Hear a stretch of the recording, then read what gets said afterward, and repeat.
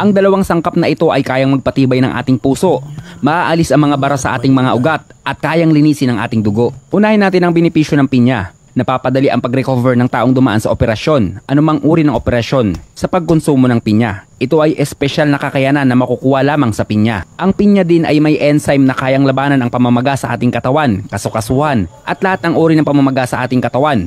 Wash out ang gout at rheuma, automatic yan. Ang pinya ay pinakamagandang pinagkukunan ng fiber. Napakagandang panlinis din ng ating tiyan. Halos lahat ng parte ng ating tiyan ay kaya niyang linisin. Ang bromelain na matatagpuan sa pinya ay nagagawang maiwas ang tao sa pagkakaroon ng cancer. Kung may namumuong cancer cell sa ating katawan, tutunawin agad ng bromelain yan. Sinabi din sa pag-aaral ng malalaking universidad na ang bromelain ay nagagawang pigilin ang paglaki ng breast cancer hanggang sa ito ay gumaling. Sa karagdagang pag-aaral, ang pagkain ng pinya ay nakakabuo ng quality sperm ng isang lalaki. It means nalaki ang tsansa ng pagiging fertile ng isang lalaki. May blender mas maganda, paghaluin ng dalawang sangkap at lagyan ng kalahating basong tubig.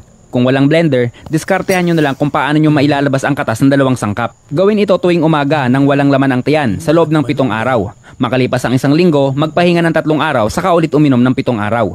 At